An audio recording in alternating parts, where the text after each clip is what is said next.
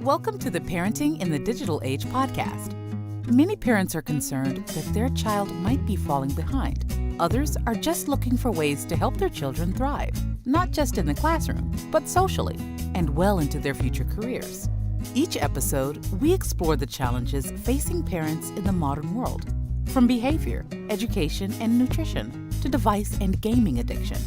We interview a range of leaders in the area of childhood development to help you successfully navigate parenting in the digital age. Here is your host, Jamie Buttigieg. Hello parents, and welcome to another episode of the Parenting in the Digital Age podcast. Today we're talking about drugs and substance abuse, a topic that concerns and impacts many parents and families. Now joining me today is Richard Capriola. Now Richard has been a mental health and addictions counsellor for over 2 decades. He recently retired from the Menninger Clinic in Houston, Texas, where for over a decade he treated both teens and adults diagnosed with mental health and substance use disorders. Richard is also the author of The Addicted Child, A Parent's Guide to Adolescent Substance Abuse, which is also available on Amazon, which I hope to talk about a little bit later on. Richard, first of all, thank you for joining us. Before we dive in, please just share with our listeners a bit of background in your own words. What do you do and what you're really passionate about? Thank you, Jamie. I really appreciate you taking the time to invite me to the program and to talk about this important issue. As you point out rightly, is of concern to a lot of parents. I started out in education, worked for 3 decades in the field of education as an administrator. And then as I transitioned away from that career, I began another episode of working in mental health and substance abuse and worked with both teenagers and adults who were struggling with a mental health disorder as well as a substance abuse disorder. And then, as you noted, I was at Menninger Clinic in Houston, Texas for over a decade, which is a large psychiatric hospital where I treated teenagers and adults. And so many times, Jamie, I would sit across from a family and I would go through their child's history of using a substance, what they'd been using, when they began, how often, and give them a diagnosis of a substance use disorder. And they would look across at me and they would say, I had no idea this was going on. Or if they did suspect their child was using a substance, they might say, I sort of thought something was going on, but I didn't know it was this bad. And these are good parents. These are very good parents doing the best job they can. They miss the warning signs because nobody told them what to look for. So after I retired from Menninger, I wanted to write my book to give parents a background, to give them information, know what the warning signs are, know what to do, and just be better informed about this topic. Yeah, that's quite powerful, and I hope to dig into some of those warning signs and maybe a few strategies that parents can use a little bit later on. But I want to start by talking about alcohol and marijuana. I know certainly in Australia, big topics. There's prevalent use among early teens and late teens here, as I'm sure the US is the same. But why is it that some teens are turning to using substances like alcohol and marijuana in particular? Well, for every child, it's different. There is no one thing that we can say that motivates teenagers to turn to a substance like alcohol or marijuana, or even vaping substances like nicotine and marijuana. So every child's a little different. Some of them get exposed out of curiosity. They've heard about this thing called marijuana. They just want to try it and see what it feels like.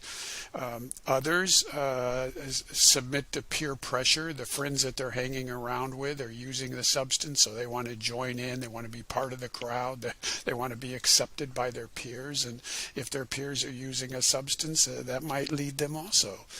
But for some kids, not all, but for some kids, there's also an underlying psychological reason why that child is using a substance, and they're using it to medicate an underlying emotional issue. It might be anxiety or depression or some type of trauma, perhaps being bullied at school that the parents were unaware of.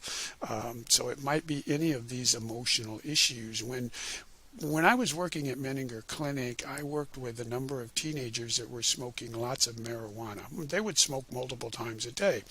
And when I asked them to help me understand why they were smoking so much marijuana, the number one answer that came back was, it helps me with my anxiety.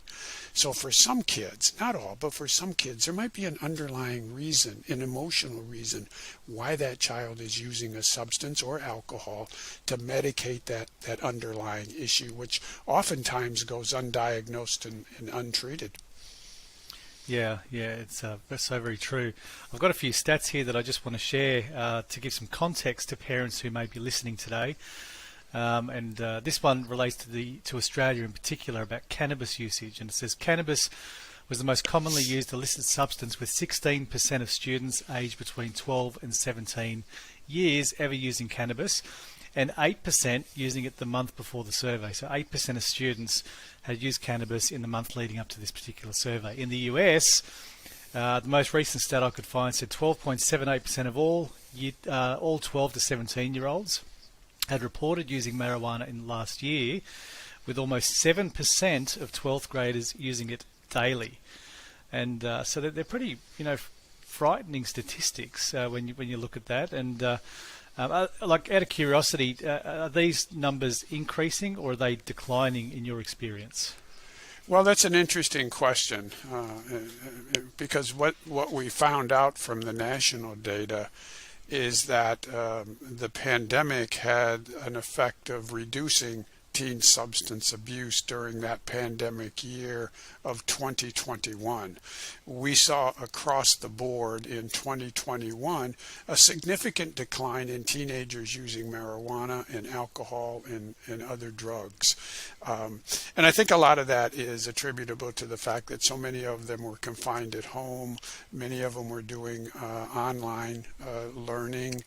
They were removed from their social peers and their extracurricular activities. So we saw a significant decline in 2021 of teenagers using substances. Now, the national data will come out again early next year, about 2022, to see if teenage substance use rebounded in 2022. We know it went down in 2021. Did it stay down or did it increase? And we'll have that data here pretty shortly to be able to tell us what happened the year after the pandemic. Yeah, that'll be interesting to see. I'm gonna pitch for a high incline. That's where my bet is landing. I would agree with you. Yeah. So you've talked a bit about, you started to touch on the pandemic, which is a lovely segue to the next question. And I'm curious as to what drugs teens are using today, and how the pandemic changed teen substance use and mental health. Yeah, for a long time, teens have gravitated towards marijuana and alcohol. Those are the two substances that attract teenagers, and that's been true for a long, long time. That's not new.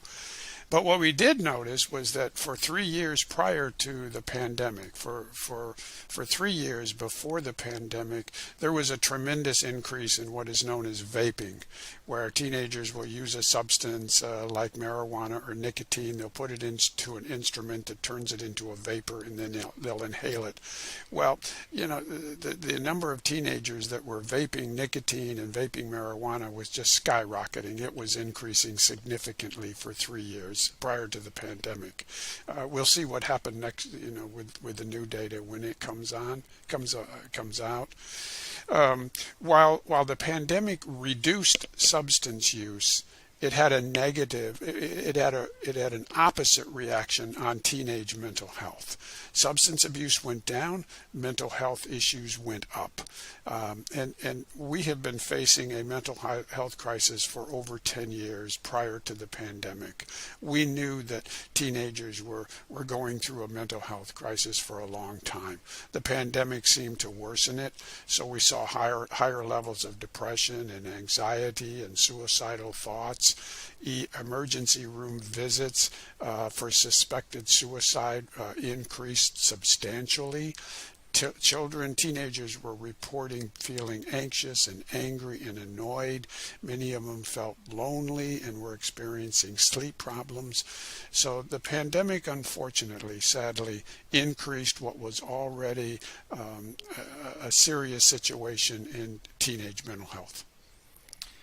Yeah, that's significant. And this rise in mental health challenges among our teens, in your experience, is there something that we can attribute that to over the last 10 years? I don't think there's one thing that we can point to. I think it's probably a combination of things, some of it dealing with changes that we see in society, social media impact on kids, expectations that we're placing on kids in terms of their performance. And then I think just lack of a good mental health support system. I just don't think that it's adequate to address the needs of these teenagers. So there's a lot of work left to be done in the mental health area for adults as well as teenagers.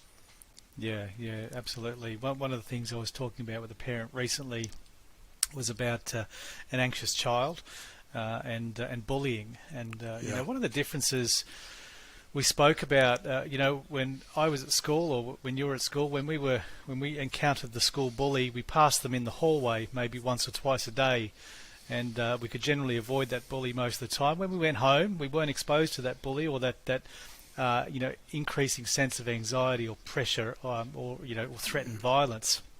And these days, with the advent of social media and technology, the bullies follow them around constantly.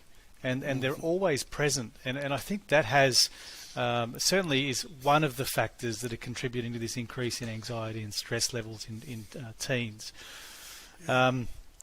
Let's talk a little bit about some of the warning signs, so some of the practical aspects for parents, if they, for those who just want to be prepared, or those that may be concerned, or that something might be going on with their child currently. What are the signs that parents should look for? What should parents know? Well, in my book, this is such an important issue that in my book I list warning signs for a child that might be using alcohol. I have warning signs for a child that might be smoking marijuana. And I also put in warning signs for a child that might be developing an eating disorder or self-injuring, because those can sometimes accompany a child using a substance like alcohol or marijuana. And those are all in my book. But as a general rule, what I say to parents is pay attention to the changes that you see in your child. You know your child better than anyone. So pay attention to the changes that you see. Don't assume that they're just normal adolescent acting out behaviors. They may very well be that, but they might also be an indication that there's something else going on underneath the surface that you need to be aware of. So some examples would be a child whose grades are starting to decline, a child who used to enjoy participating in sports and extracurricular activities no longer shows a desire or an interest to participate in those activities, a child who used to openly tell you who their friends were. You knew who their friends were. You might have even known who some of their parents were. Now becomes very secretive of who their friends are, and very secretive about where they've been and what they've been doing. A child that just shuts down on you, maybe was very talkative before, now becomes very quiet and isolating and staying away from you and the family. Those are all warning signs that I think as parents, if they come and go fairly quickly, they're probably not too concerning. But if they tend to linger on and then you begin to see more and more of these warning signs, then I think it might be time for you to get some professional advice, get some assessments done, and rule in or rule out if there are any issues that might need to be treated. Yeah, some really practical advice there, Richard. And there's possibly a step there between identifying those warning signs and then getting an assessment and/or treatment. And as a parent, having those conversations with your child can be tricky. They can be quite difficult. There's no rule book, there's no manual for me as a parent to, what conversation should I have at this time. So, if a parent suspects their child is using drugs, is there a right way to approach a child, or perhaps you can share one or two ways a parents could approach their child successfully? Yeah, I think the first thing you want to do is, if you're concerned, is have a discussion with your child. And by that, I mean, don't lecture, don't threaten, don't punish, don't assume things. You want to come at the discussion with an inquiring point of view. In other words, express your concern. I'm seeing these things. I'm seeing these behaviors. Can you help me understand why I'm seeing them? Can you help me as a parent understand what I'm observing? Can you share with me how you're feeling about such and such? So you invite the child to participate in a discussion about how you're feeling, not how they're feeling, but how you're feeling. And you can develop a skill that focuses on hearing not just the words, but hearing the feelings. We're pretty good at hearing each other's words. We're not so good sometimes at hearing the feelings underneath those words. And that's a skill that every parent can practice and every parent can learn, so that when we're talking to our children, we're not just hearing their words, we're hearing their feelings, and we're reflecting those feelings back to the child to confirm or deny that what we're assuming is true. So that's a kind of a discussion that I think can be very powerful. But it begins with the focus on you as the parent. I'm thinking this. I'm observing this. I'm concerned about that. Can you help me understand why I'm seeing these things or feeling that way? So you invite the child into a discussion about how you feel, what your fears are, what you're observing, what you're thinking, and giving them a chance to reflect on whether what you're feeling and seeing is accurate or not. Yeah, there's some really actionable tips in there that I'm sure many parents will be writing down should they be concerned. And a real practical approach. I like that inquiring pathway, or that inquiring line of questioning. You're far more like. I mean, as a parent, our instinct or our natural tendency is to criticize, or to lecture, or to just demand answers. And we've got to really take a step back and ask the right questions, as you say. Yeah, and don't be too critical if it doesn't go right the first time. This is really a skill that takes time to develop, but like any other skill, the more you practice it, the better you become with it. Yeah, you're absolutely right. So let's say during that conversation, then we get somewhere, and then they may admit to something that they've perhaps taken, even if they don't give us the true extent, even if they don't share the entire story with us in the first or subsequent instance. How can, as a parent, how would I approach getting support? Or, you mentioned assessments, or what sort of organisation should I turn to? What's the next step, I guess, as a parent that I should be looking at? Well, I think in that conversation with the child, you want to try as best you can to see if the child will share with you what are the reasons that they're smoking marijuana, what are the reasons that they're drinking alcohol. And I think the best way to approach that is simply ask the child, how does this help you?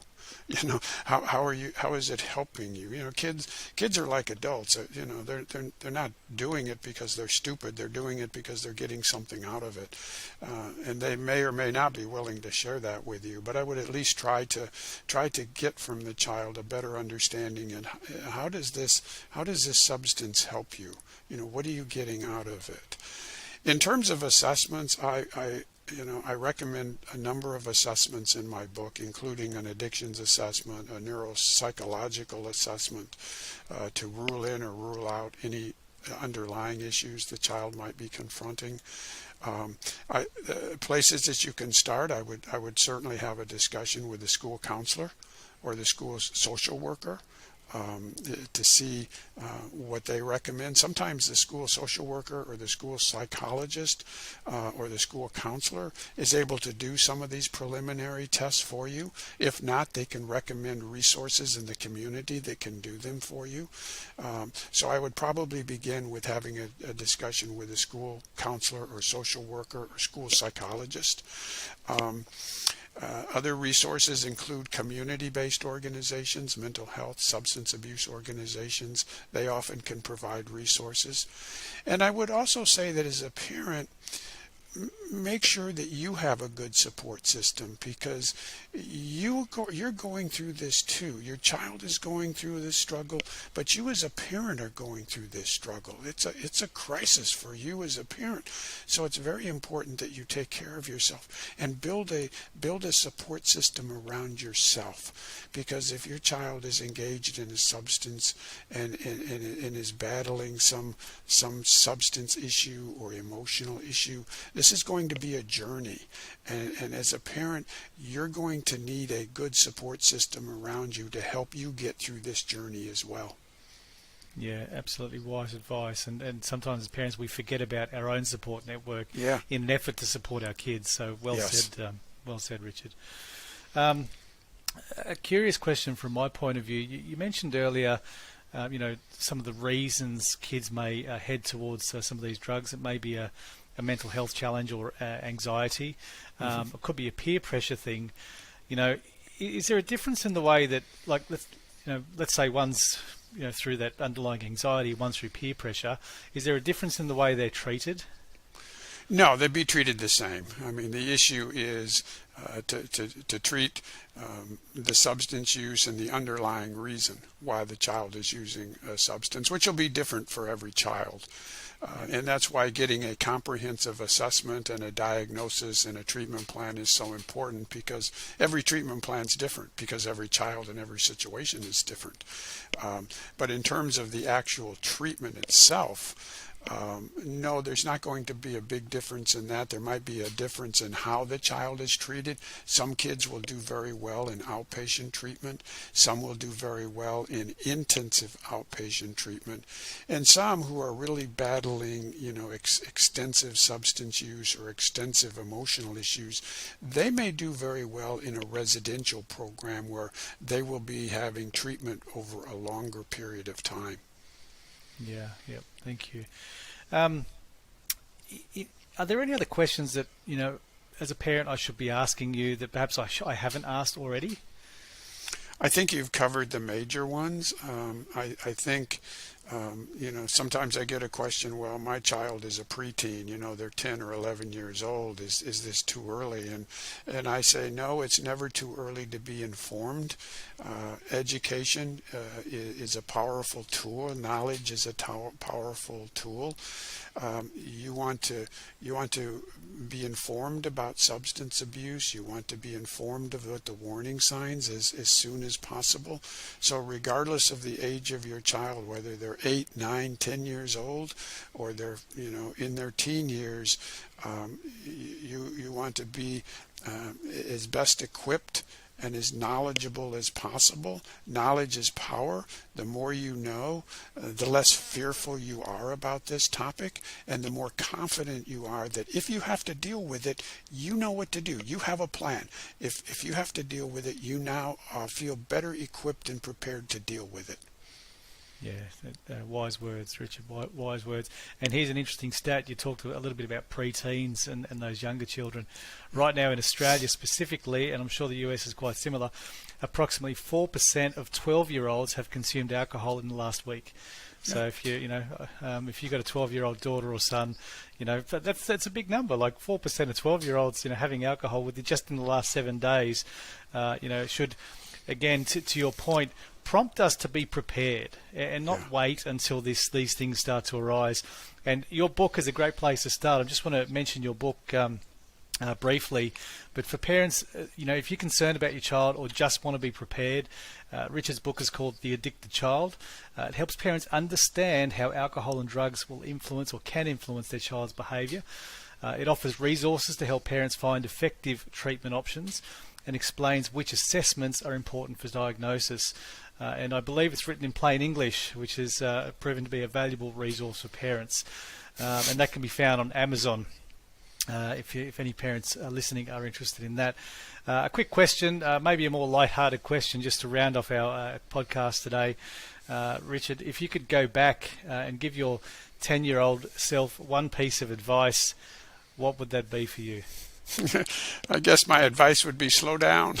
Slow down. Don't be in such a hurry to get through life, because it's going to go fast enough as it is. So enjoy being a 10-year-old. Enjoy the teen years, because you only get to live them once in a lifetime. So don't be in such a rush to get through things. Sit back, relax, and enjoy yourself. Great words. And for our listeners who want to get in touch or reach out or connect with you somehow, how can they do that? I would recommend you go to the book's website, which is www.helptheaddictedchild.com. helptheaddictedchild.com. When you get to the site, there's some interesting blog articles on how the pandemic changed drug abuse. There's interesting tips on how to work with your child's mental health, some questions you can use to check in with your child's mental health. There's a link to take you to Amazon where you can order the book. It's available as a Kindle or as a paperback. It's only about 100 pages, and I kept it short because parents don't have time to read volumes of information on this. I wanted it to be a handy resource that a parent could quickly read, get the basic information, and keep as a handy resource. So there's a link that will take them to Amazon where they can get the book as either a Kindle or a paperback. And there's also a link that if they want to send me a note, they can click on that link, and it'll come directly to me. Richard, thank you for your generosity today. You've got a wildly important message that I know many parents listening today and into the future in this podcast will benefit from. I appreciate the work you're doing both in your community and now through your book throughout the world.